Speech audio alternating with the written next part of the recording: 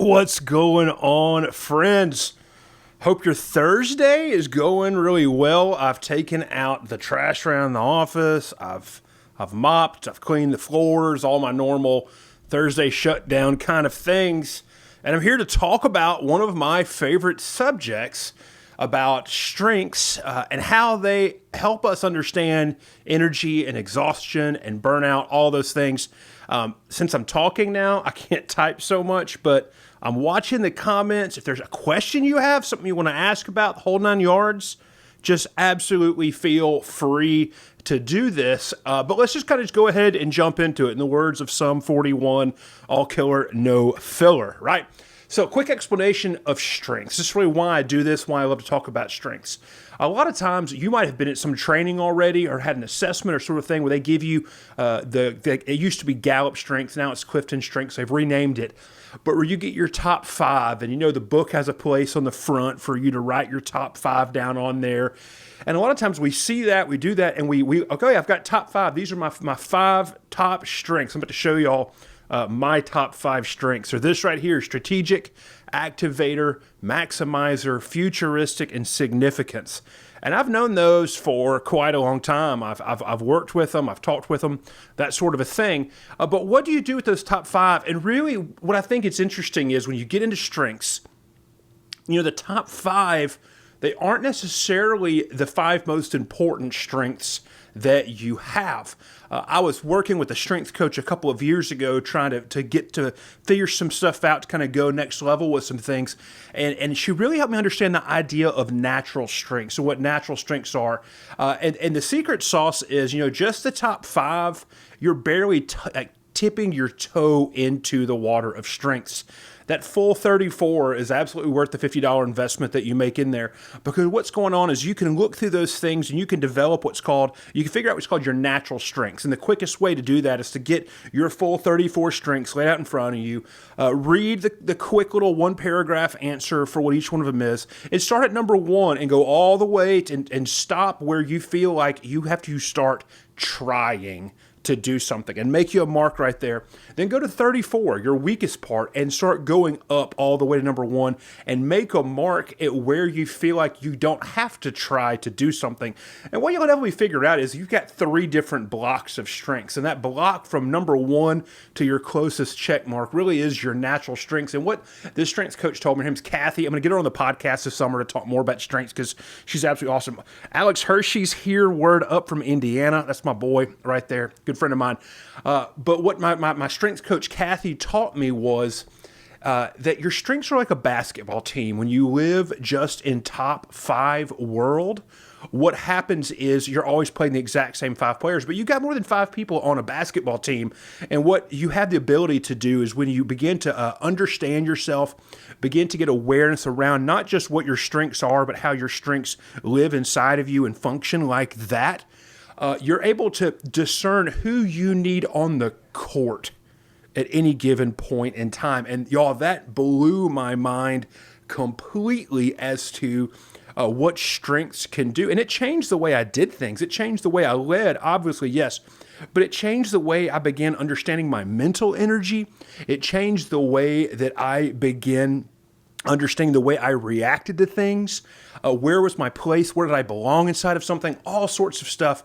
When I realized I can kind of play my team, and then when I have practice is me saying, you know what, this is something inside my natural strengths that I'm good at. Let me try to develop this a little bit more because I might need that joker on the court one day. And one of the best ways to understand this really is to talk about the idea of energize. I'm about to pop this up on the screen right now. This is one of those mind blow strength moments here, but it's about energizers. And this is a crucial thing for us to talk about the energy we have and how that relates to exhaustion and burnout. So what you see on the screen, I'm about to pop myself in here real quick. Okay, so what you see on the screen, and this is according to my top 5. This is a report that I can generate with some extra software I've jumped into.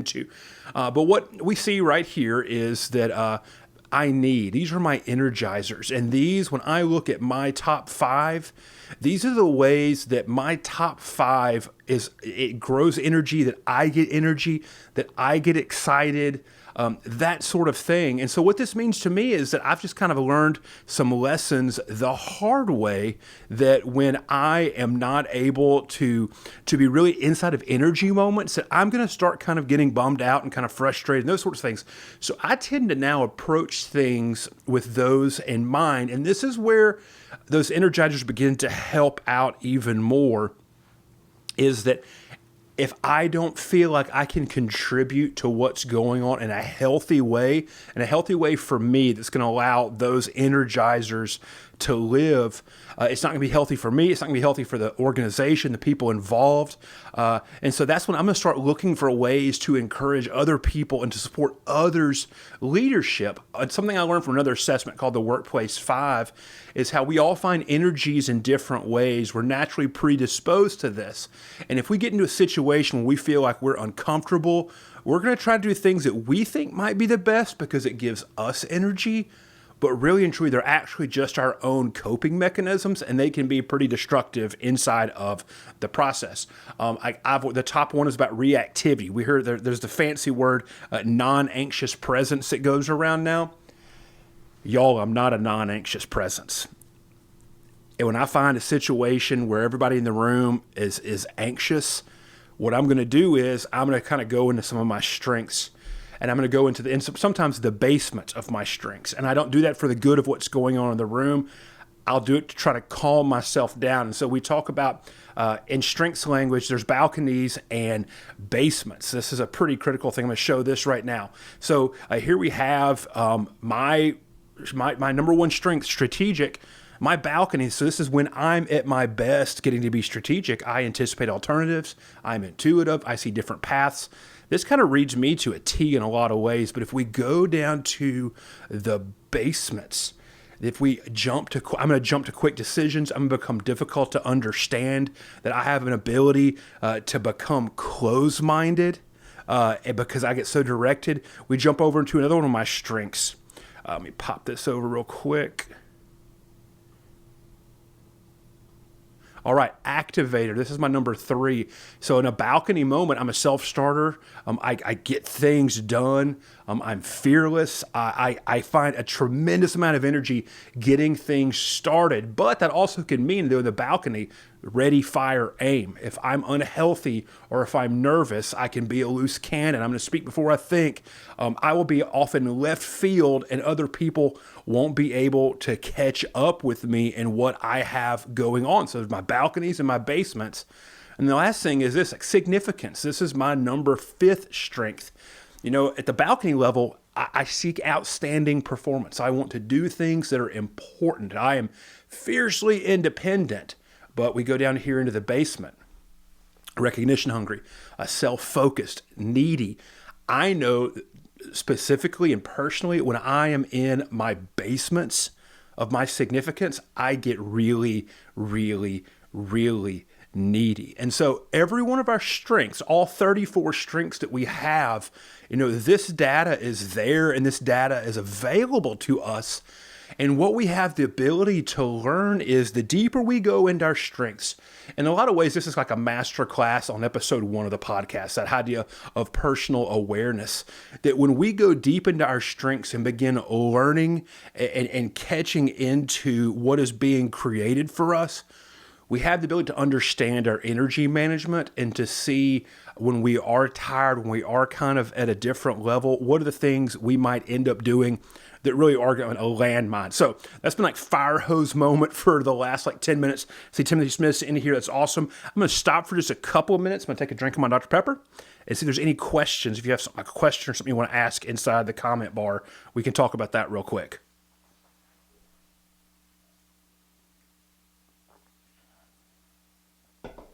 I only let myself drink a soda water before I live stream or podcast, and I really like it.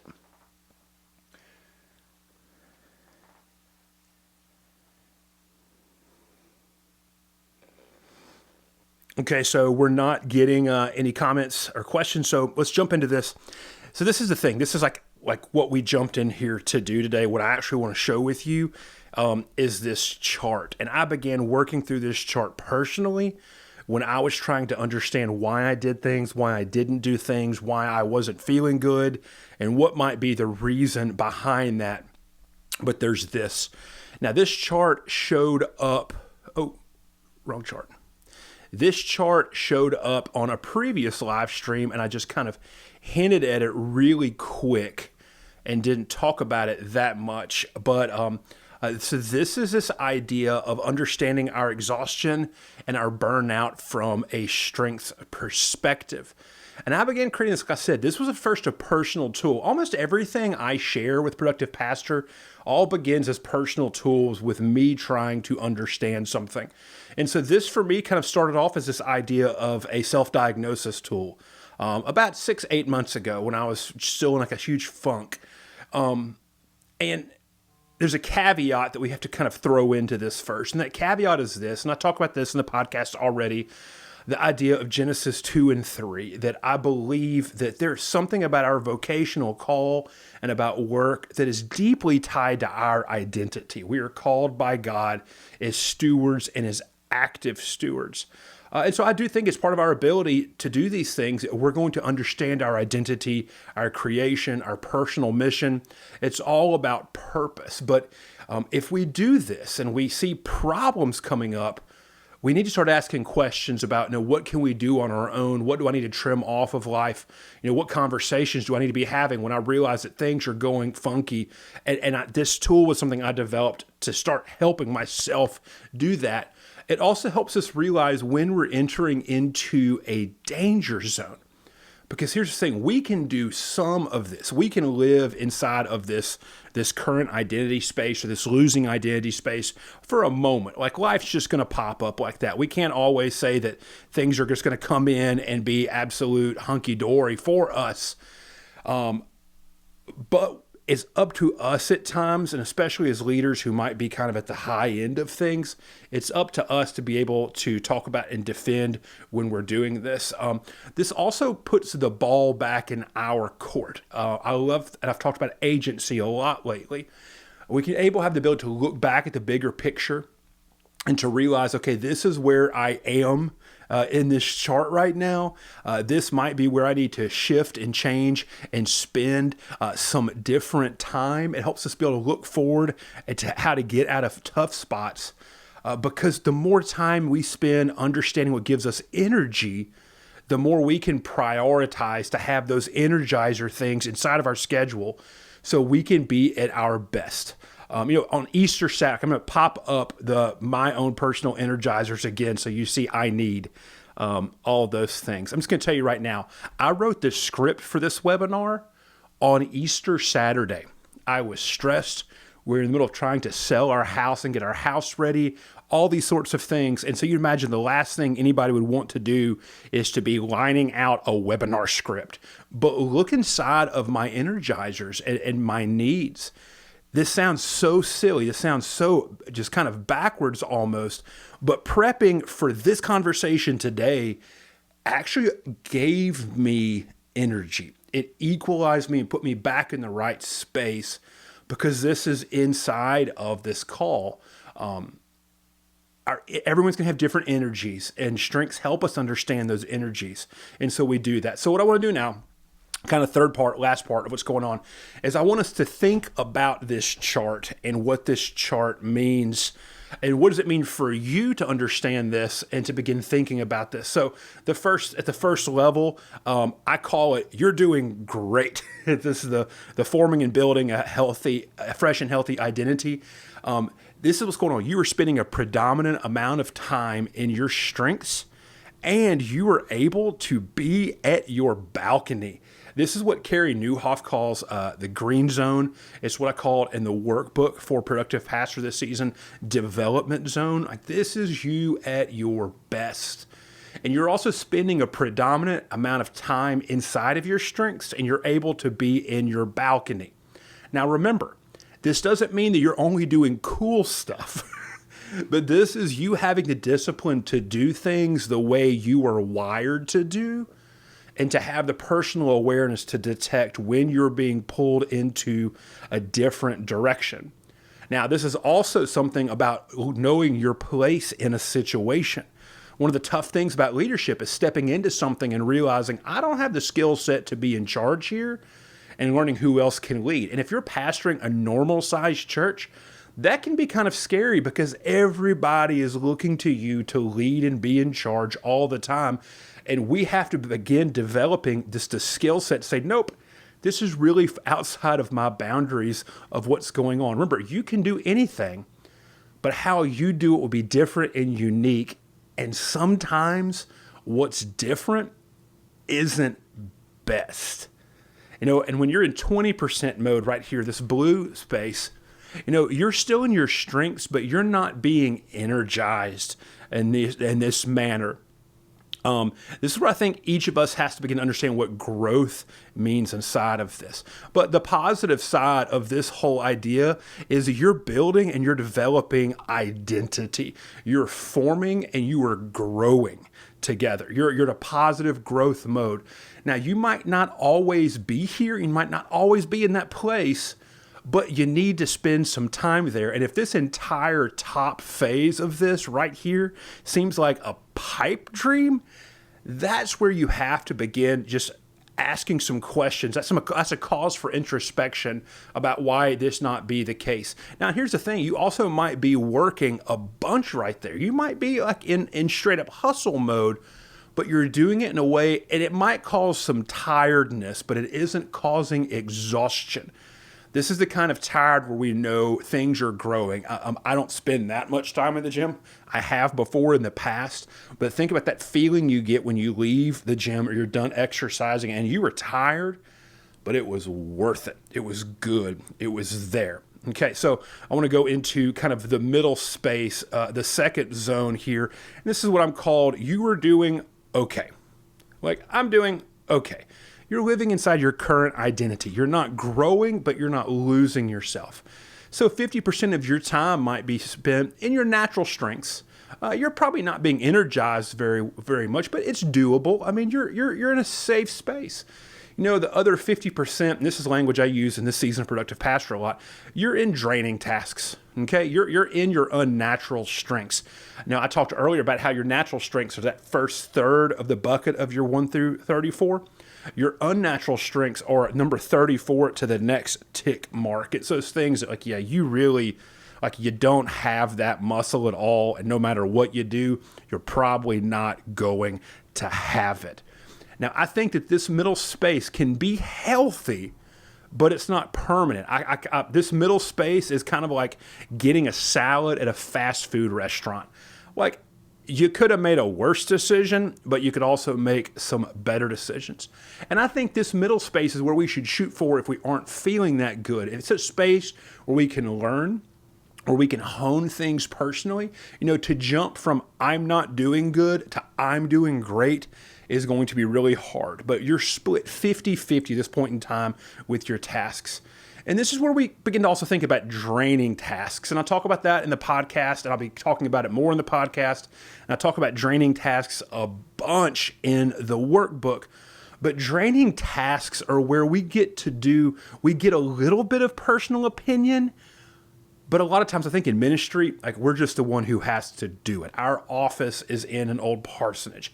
We had a meeting with our leadership on Monday night, had a denominational official coming on, and my lay leader gets here early. She's eating her dinner at the kitchen table in the house, and I'm Swiffering the whole kitchen and living room, cleaning the bathrooms and taking the trash out. And she says, I wish you didn't have to do that. I said, well, I do too, but somebody has to do it. That's a draining task. It's something we can do every now and then, but if all we're doing is that kind of stuff, we're going to be absolutely exhausted. These are the things you don't like, the things you're not good at, the things that distract you. But a lot of times, because we're in leadership, we'll just say, I'll take care of that because you can do it quicker or whatever like that. One of the most important things that you have to have is you have to have buy-in from your leadership. And whoever your board, whatever this is like, but it's difficult if you've not built up the credit with them. And I don't want to jump into the leadership conversation so much today, but the best way to start carving off the space for you to be living inside of energizing strengths is for them to know that they trust you, that you're doing things well, and they want you when you are at your best and most effective. Those draining tasks are when you have to accomplish things that are using strengths outside of your natural strengths. You can do it, but it's not going to be healthy. So like my bottom 5 of my strengths are super tough. And I forgot to make a slide to show you these. They're tough because they're not natural whatsoever at all. Remember, leading and working with our strengths isn't about doing work that you're necessarily good at or great at, but about the way that you do things. And when you get into a low strength area, unnatural strengths, and a task that's draining and something you're not good at, it's a recipe for disaster. But like I said, this kind of 50-50 split that's happening. This is an all right place to be, but we shouldn't want to be there for very long. But then the next thing that we move into is this space of losing identity. Okay, guys, here, let me stop for a second and go into these comments, because I'm not seeing much. Matt Stout, like the language around identity and strength. I took strengthfinders, just didn't identify myself as being strong in those areas. Maybe it's in a super bad place. Or I think I had any strengths. Yeah, Matt, I think also the fact that, like, Matt's United Methodist too, just like I am. Matt, people throw the top 5 test at folks all the time and don't do a darn thing with it. And I think it's actually a more confusing, more worse thing that it helps being. Kyle said, I like that. I've heard similar language, but I haven't applied to strengthfinders. Cool. I'm glad that y'all are tracking with this. I'm not that crazy. So let's talk about the space where we're losing our identity. Guys, ladies, I will be honest, this losing identity space, I was right here from, let's say, December to April last year. Solid, living inside of that space completely. And this is what this looks like. You're not doing good. The worst version of your best self is more dangerous than the best version of your worst self. I'm going to say that again. The worst version of your best self is more dangerous than the best version of your worst self. If you see in here, you're struggling with identity, you might be in the basement of your strengths. You're living the worst part of your best. When we find these moments, this is a space of burnout. This is where bad things happen. This is when we lose ourselves. We know something's going on. We're stressed. We're anxious. We're depressed. All the gnarly bits are happening. And so we begin to try to grab onto like the last bit of who we are with our fingertips. I talked earlier about how, I'll just kind of go up there and show it if people aren't still on. No, it's not my activator. It's my significance. Yeah, there we go. Needy. I was so super needy during these moments. I was just radically in the basement of who I was back then. And so in 20%, when we're in this burnout zone right here, we will be in our strengths, but we will be in the basement of those strengths. Our regular life is now being lived in a complete non-formed area. We also are going to find ourselves deeply, not just in the basement of our top 5, we're also going to be living in the basement of our bottom 5. And so that's what's going on. Remember, strengths aren't about what you're good and bad at. They're about how you do things best. And this will be a certain level of alignment of work. But we think about why these things are exhausting. And they're exhausting because they don't give us energy. I know the way that we tackle these things that we're nervous about is going to be saying, okay, how do I do this in a way that gives me energy, but is also asking the question, am I the best person to be trying to do this right now? When you're in a tough spot and you're trying to grab a hold of yourself, you do it with what you're good at, but you're living in a complete reactionary state. We make bad decisions there. Like for me, whenever I get into a rough spot and I get highly anxious and it's stressful, all of that, things get really janky, I try to create new things without thinking about sustainability or using my strengths at all under someone else's leadership to fix these problems that are actually causing the stress in the first place. I just start thinking big and fast, and how can we go out there and start on to something new? How are you gaining energies alongside of your strengths? And so what I found out is now when I'm in high stress situations, when I'm in that when I catch myself falling into that burnout zone, I try to make them low stress by doing things that energize me. And sometimes that just isn't what's necessary. Sometimes, like I talked about earlier in the stream, I realized I was playing the complete wrong players on the basketball court. For me, whenever I know that we're in a space that I'm really not good at, I lead with influencing strengths. And so if I know that the perfectionist in me, which is my activator, I'll pop up my 5 right there. So like my activator, my maximizer, these are going to be perfectionists, which is funny because I never called myself a perfectionist, but I've realized how much I am a perfectionist. Whenever I get now into a space, which is so funny, is these are all like super task oriented, but if you know strengths enough, I don't have an executing strength till number 17. You don't get me to do all the little things that need to happen for something to get done.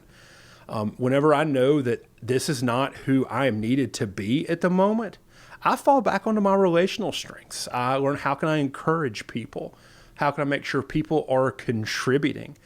I will also write down in my journal sometimes before I go into a tough meeting, hey, this is who you're going to be, do this, this, and this. This is what I'm not going to do, because I've learned how to personalize these things. And so, that's how we understand our energizers, how they relate to our work health. And so a couple tips about going through these things as we wrap these things up. Since so much of this is based off of Cliftonstrengths, I'm going to tell you right now, the $50 investment for you to get your full 34 readout is huge, huge, huge. It's a beginning point. Second thing is work on your natural versus your unnatural. I talked about how to do that earlier in the stream. I'll say it again now. Start at number 1, work all your way down to 34, and make a mark at when you feel like you have to start trying to do something. Then go all the way to 34, start working yourself back up, and make a mark at when you feel like things are natural. And very, very, very rarely will these two marks be on top of each other. What you'll normally have is like a 1 to like 14 or 15, and then you'll have a gap in the middle of like 17 to 20, 22, something like that, and then you'll have 23 to 34. So your first group is your natural strengths. Those middle are it's just the middle. You can call that like a low energy zone, but you can do it. Those are dealing tasks if you use the workbook. But then you have your unnatural strengths. So go and do the exercise to figure out the whole natural, unnatural strengths and start learning about them. Do a quick thing. I'm going to drop in I have 2 computers going on. I'm going to drop this link into the comment bar right now. It is a great, great look at understanding strengths and looking at those things. It talks about some healthy things, some unhealthy things, all of that sort of stuff. To think about this stuff and look at this and begin asking questions about... Okay, hold on. I'm going to go to the other computer. Guys, I'm still not a pro at this. But it's going to help you begin to discern and think about how you do those things. And what I say with a lot of this kind of stuff is the most helpful is to just sit down and say, okay, this is where I can personalize this decision and what this looks like. Because that's the stuff. The things that we're talking about right now are just there to understand how a larger piece of this, personalizing this, is going to be just radically important. Podcasts, Gallup has tons and tons and tons of podcasts about strengths. Some of them are 1.5 minutes long, some are 5 minutes long, some are 30 minutes long. What I did about a year ago is I built a playlist up of just the little 1.5 minute versions on my top 10. And then I listened to the Gallup stuff. These are from the folks that produced the Cliftonstrengths test. The 30-minute episodes about my top 10, and I'll go back to those podcasts to learn about myself so much. But the more we learn about our strengths, there's also this. Start naming who you're going to play that day or who you're going to play in that moment. When you're stepping into something tough, like I know for me, like I have significance, which I have to be aware of. He's unruly. He's handy when you need him, but he's also screaming at the side of the court constantly because he wants to play. But my number 10 strength is command. A lot of times I have to tell myself, don't play significance, but play command, because the two of them kind of get the same results. And like I said, my significance is kind of squirrely right now. Don't let him come out and play that much. I even have this alter ego version of myself that I've created in my head when I look at my own strengths. Like, okay, this is like the knucklehead version of Chad, and I call him Hank. And I have Hank's personality actually written out in a document based off of basement behaviors and all that sorts of things. Like, don't be Hank. Don't be Hank. And sometimes I will tell myself that under my breath. Don't be Hank. But start naming, when you get used to this, you can also start telling, okay, I don't need this to be on the court right now. but also begin thinking about creating your own personal list of energizers according to your strengths and what that is. Now, I've talked this up in the podcast and on the workbook, but sorting things into the buckets of draining, dealing, and developing is a huge process to build up clarity. It's not just for you, but it's for the other folks that are on your team, your staff, your leaders, all those sorts of things. Demotivation rarely happens to just one person. The biggest bout of this I've ever dealt with, and I told y'all that I was like absolutely 100% definitely into like this bottom level for 4 or 5 months this year. I'll be honest with you.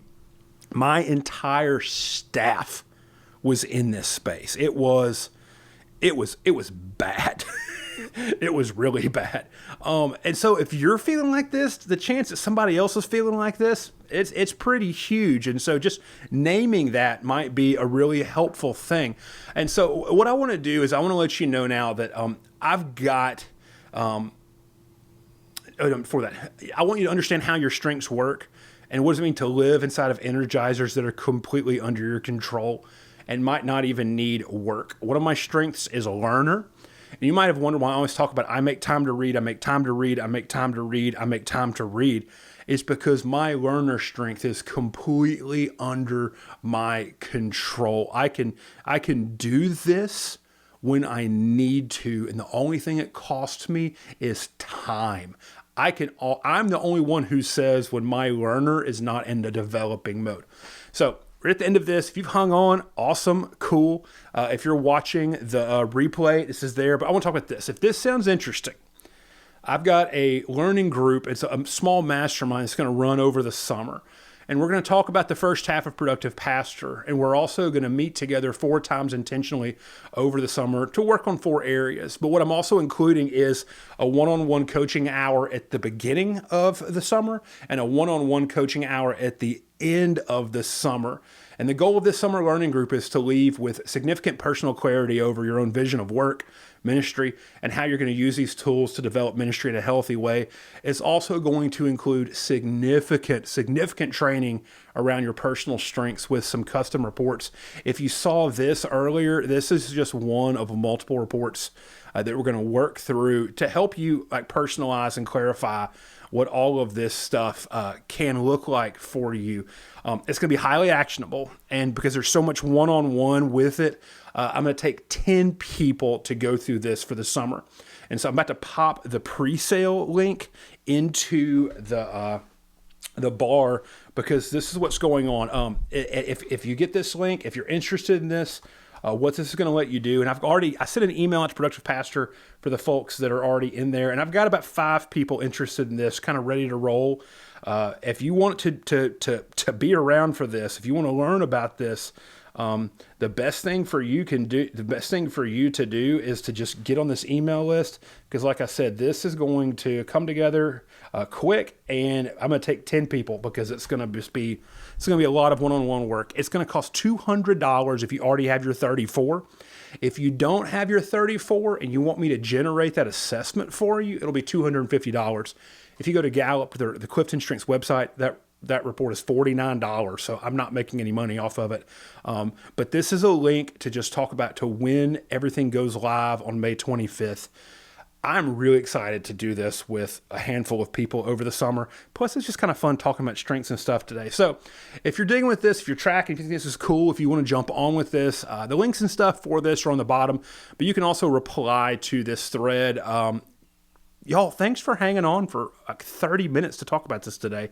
I am super stoked for what all this is going to look like, and I will check you later.